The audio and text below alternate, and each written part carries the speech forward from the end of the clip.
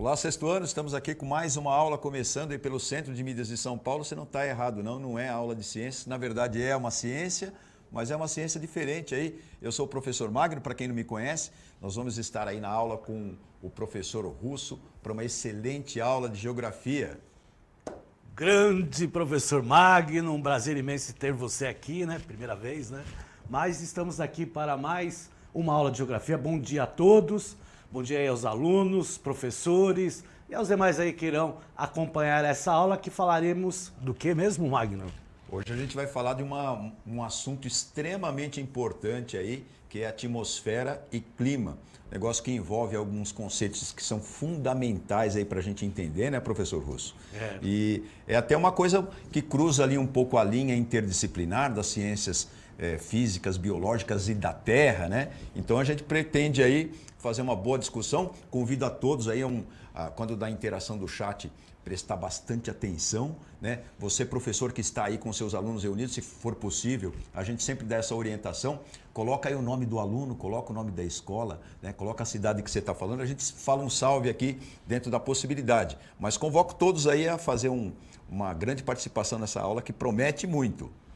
É isso aí. O que nós vamos trabalhar, Magno? Você pode falar aí para nós? Olha, a gente vai trabalhar nessa aula aqui, é o conteúdo já do terceiro bimestre, né? Habilidade do Currículo Paulista EF06 GE03B, descrever as camadas da atmosfera e relacionar com circulação geral, zonas climáticas e padrões climáticos. A unidade temática é conexões e escalas, e o objeto do conhecimento que a gente vai tratar aqui são as relações entre os componentes físico-naturais, professor. Perfeitamente, Magno. E, logicamente, antes, né, de iniciarmos aí o processo aí das aulas, né, falando aí sobre as camadas da atmosfera, vamos passar um vídeo super interessante aí que fala sobre a meteorologia nacional, né, falando aí do planetário durante a Semana Nacional de Ciência e Tecnologia, um vídeo de 2016, mas que é bem interessante porque dá uma explicação sobre os métodos aí da meteorologia, que faz parte aí da nossa atmosfera, né, e do nosso meio comum. Daqui a pouco a gente volta. A 13ª Semana Nacional de Ciência e Tecnologia já começou, vai até o dia 23 de outubro, em todo o Brasil. Aqui em Brasília, o Instituto Nacional de Meteorologia, o INMET, trouxe para o planetário uma maquete, fotos e sistemas de meteorologia. A Ingrid Peixoto é meteorologista do INMET e está explicando aqui para a gente sobre a maquete, né? Certo. Aqui, como você pode observar, nós temos dados coletados por imagens de satélites, radares aqui, radiosondas, as estações meteorológicas e automáticas, como aquela que você pode observar. Essas estações, elas coletam dados de instante de umidade, de temperatura. Aqui você vê a direção e intensidade do vento, a questão da chuva, insolação, a questão da umidade em si, né?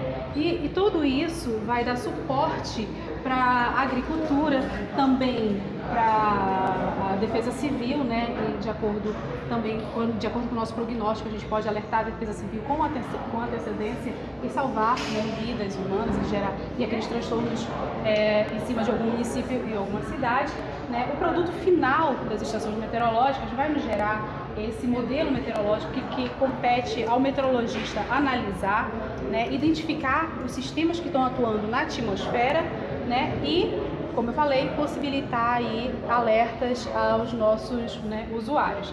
Aqui a imagem de satélite é captada, coletada de hora em hora, de meia hora, a gente tem aí informações de satélite.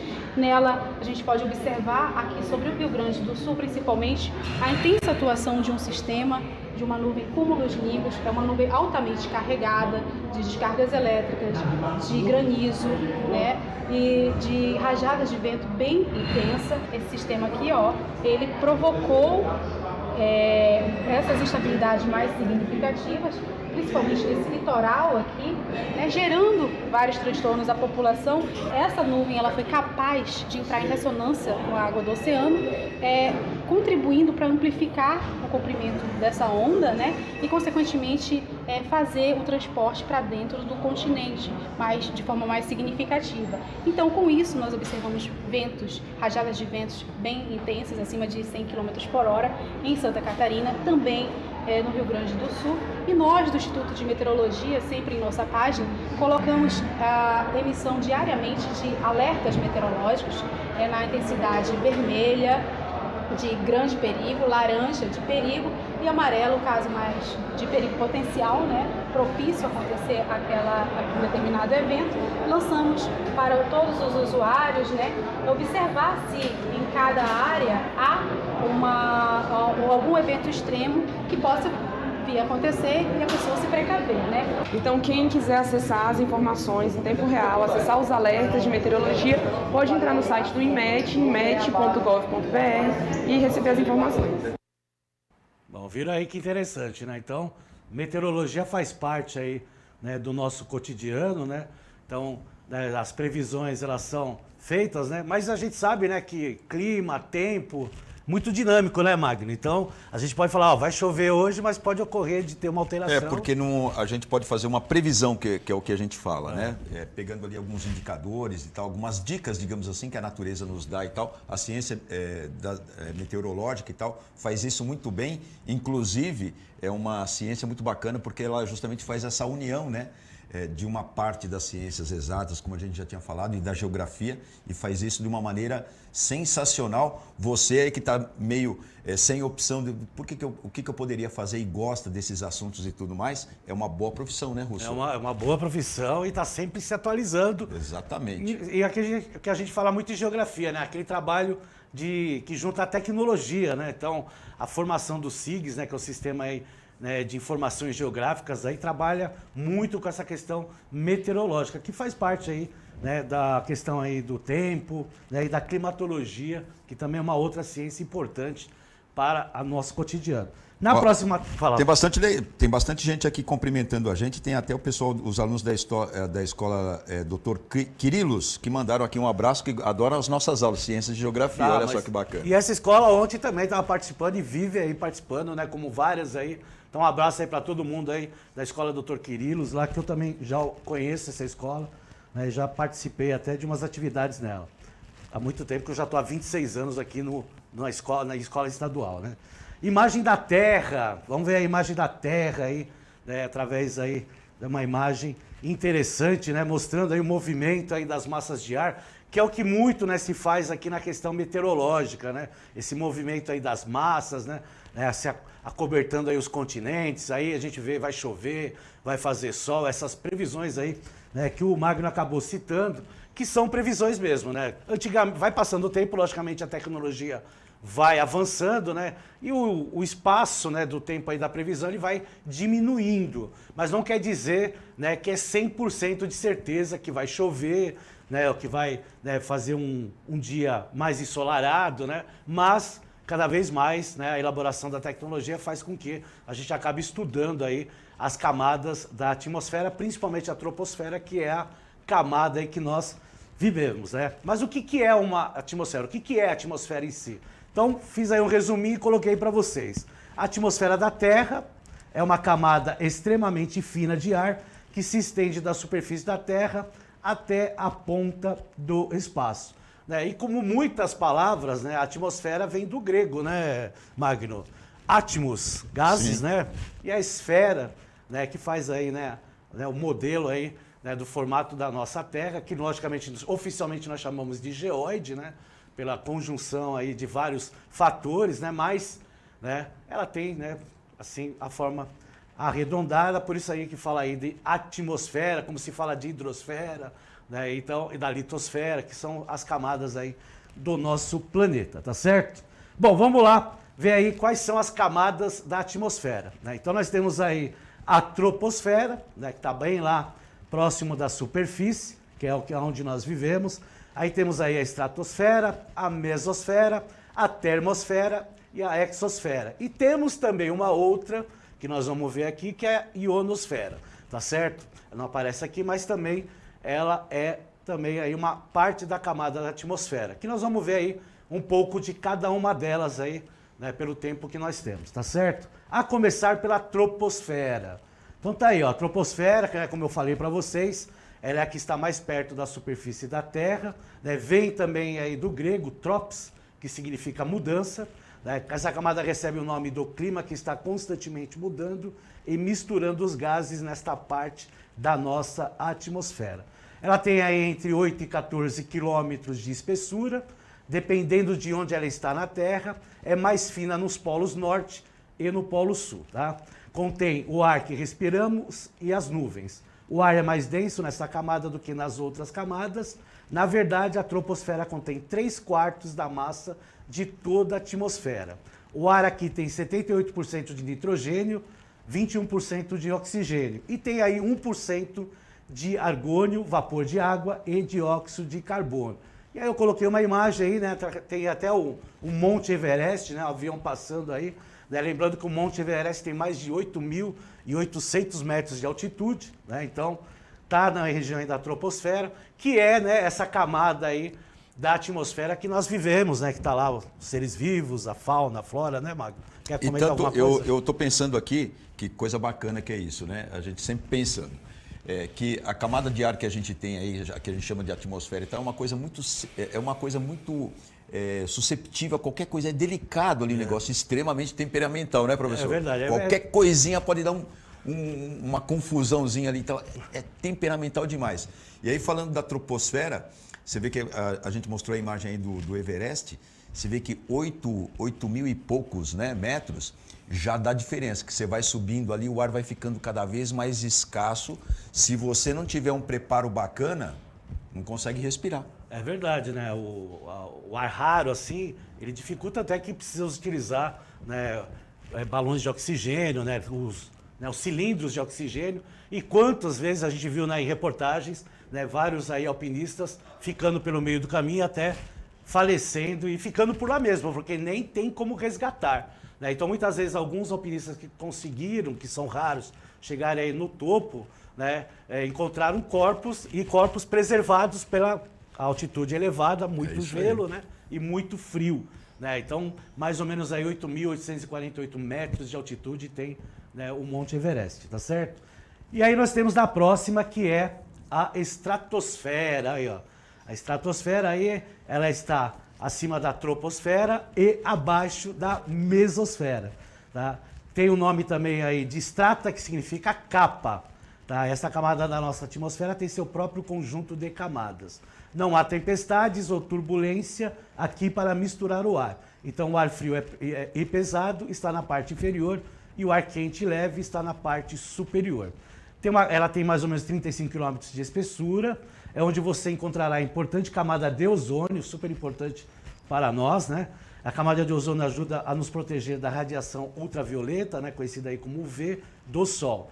Na verdade, a camada de ozônio absorve a maior parte da radiação ultravioleta que o Sol nos envia. A vida, como a conhecemos, não seria possível sem essa camada de proteção. Além, né, da camada de ozônio, está aí um exemplo aí dos balões meteorológicos, né, que apesar de nós utilizarmos muitas imagens de satélite, também utilizamos os balões meteorológicos, até porque, né, por causa do que, né, o professor Magno falou, essa dinâmica climática que nós temos aí, essa relação aí das camadas da atmosfera, fazem também necessário o uso aí de balões meteorológicos, que dá até, né, uma visualização melhor, até pela concentração e da região que ele fica. Né? E a camada de ozônio, ela é realmente muito importante, tanto é que eu trouxe, né, um slide aí dizendo, né, sobre ela, porque além de ela nos proteger, né, dos raios ultravioletas, né, absorvendo boa parte deles, ele também segura o calor no nosso planeta. Né? Você imagina, se não tivesse essa camada, né, os raios, né, rebateriam na Terra, né, Mag? E aí o calor se expandiria. Então não teria essa temperatura média que nós temos aqui no planeta e, obviamente, ou provavelmente não haveria aí seres vivos na Terra, como acontece em vários planetas, inclusive do nosso sistema solar, né? Se a gente falou em sensibilidade, né, que a nossa atmosfera é muito sensível, falar de camada de ozônio, então, é uma coisa extremamente delicada e sensível, né? O ultravioleta tem que incidir ali na camada de ozônio para justamente ter aquela reação de formar o ozônio e destruir o ozônio e formar outros gases e tudo mais. É uma reação química muito delicada. Então, as alterações que são feitas ali por ação do homem acaba com tudo que a gente pode prever. Aí estraga a meteorologia, estraga a terra, estraga a vida, estraga a nossa qualidade de vida, aí não dá. Exatamente, é o famoso buraco da camada de ozônio, né? Então tá lá, vamos lá para a slide aí da camada de ozônio. É a região da estratosfera, localizada entre 20 e 35 quilômetros de altitude, concentra mais de 90% das moléculas de ozônio, O3. Essas moléculas filtram o excesso de radiação ultravioleta do tipo B, nociva aos seres vivos. O ozônio estratosférico é formado e destruído pela radiação ultravioleta do Sol, por meio de reações naturais que ocorrem de forma equilibrada no meio ambiente. Está aí a imagem, né, mostrando aí a camada de ozônio, né, filtrando, né, boa parte aí dos raios solares aí, né, fazendo com que, logicamente, nós temos aí vida no nosso planeta. Uma das razões de terem vida no nosso planeta, porque tem outras razões para manter os seres vivos aqui no nosso planeta, certo?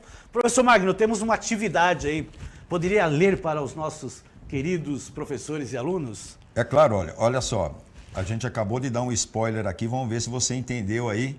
Responda aí para nós, qual é a importância da camada de ozônio? Isso aí, 1 minuto e meio a gente volta.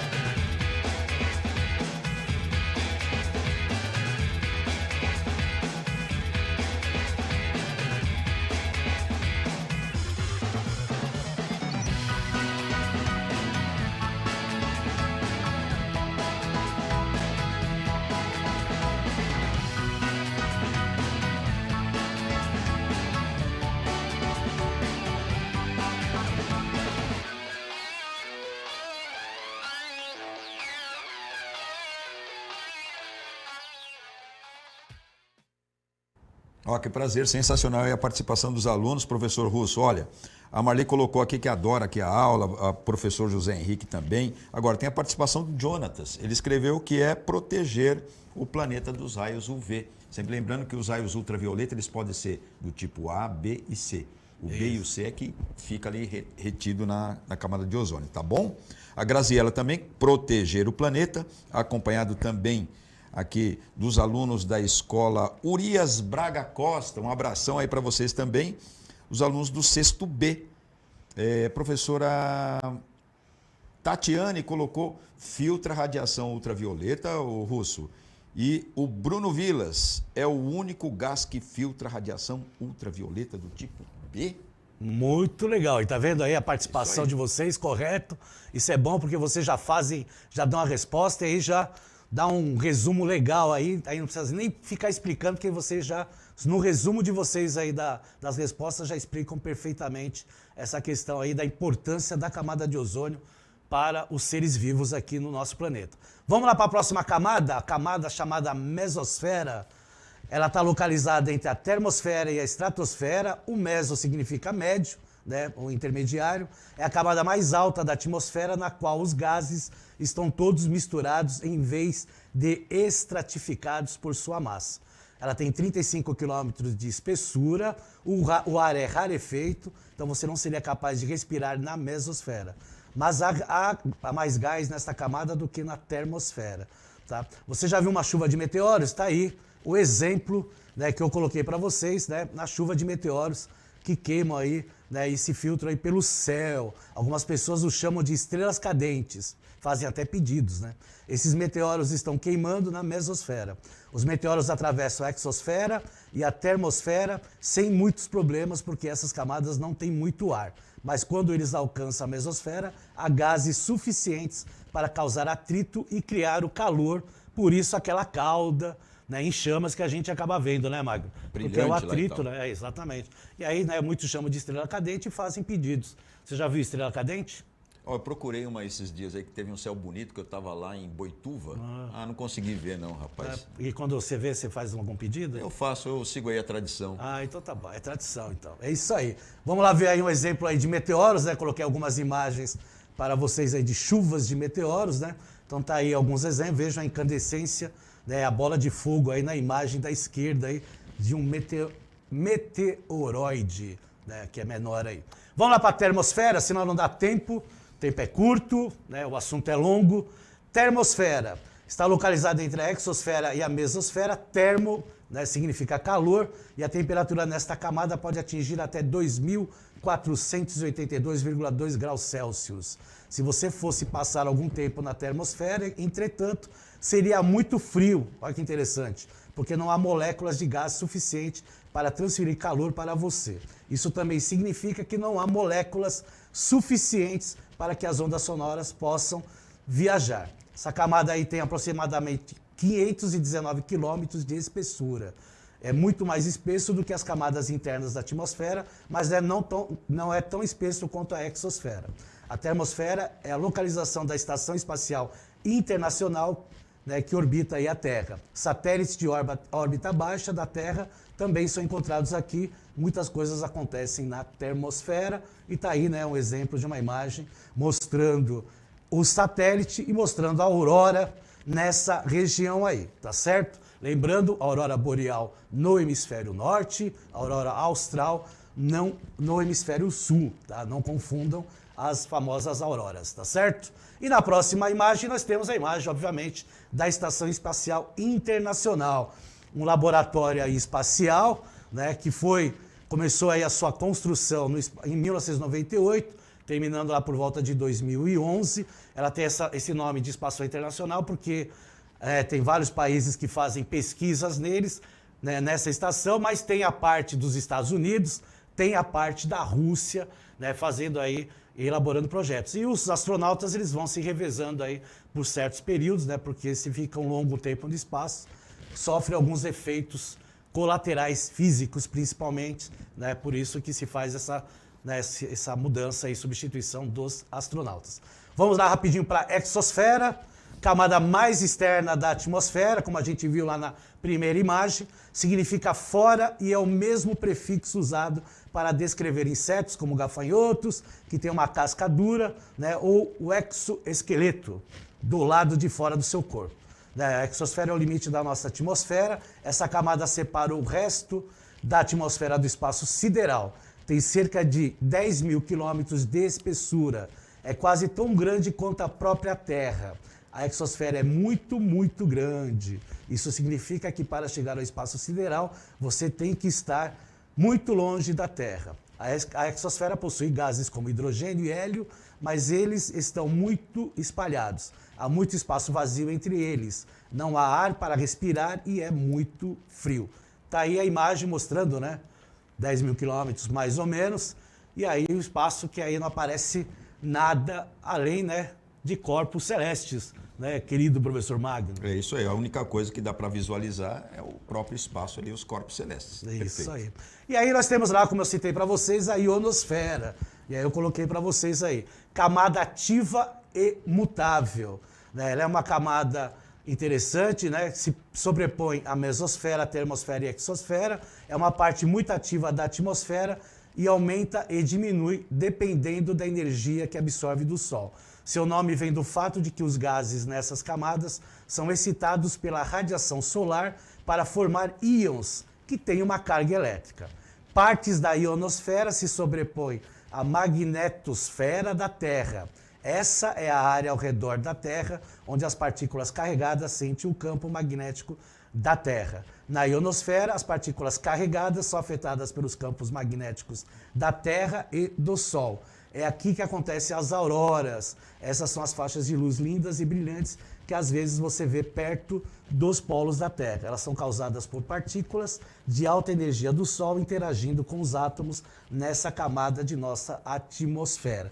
Tá certo? Ela não é uma camada que está acima, né, da última camada que nós observamos aí, né, que nós comentamos da exosfera. Ela está, né, ela está mais ou menos assim entre essas 3 últimas camadas que nós vimos, e aí por isso que tem a participação, né, que falou aí da aurora, né, tanto a aurora boreal e austral, dependendo da localização do hemisfério que você está. Nós estamos no hemisfério sul, então vai ter, né, lá no extremo a aurora austral. Certo? É isso aí. Bom, aí nós temos aqui, para finalizar, o Saiba Mais. Né, tem aí, né, da onde eu tirei aí esses dados, e tem outros dados que é interessante o professor trabalhar com seus alunos, na Univesp Camadas Atmosféricas. E aí dá para fazer um trabalho melhor, né, mais explicativo aí, né, porque é mais um bate-bola aí dessa relação aí da camada da atmosfera, que é a parte 1. Nós vamos ter a parte 2 na próxima aula. Magno, obrigado aí pela participação, foi um prazer imenso. Com certeza vão ser várias aí. Né, um bom final de semana para todos. Até a próxima, né? E não esqueçam de avaliar a nossa aula. Um abraço. Não esquece de avaliar, e vai aparecer o QR Code, o link aí, para você dizer o que você achou dessa aula, colocar a sua opinião, as suas sugestões. Eu já acessei aqui com o meu login aqui e já avaliei a aula como excelente. Até a próxima, galera. Falou!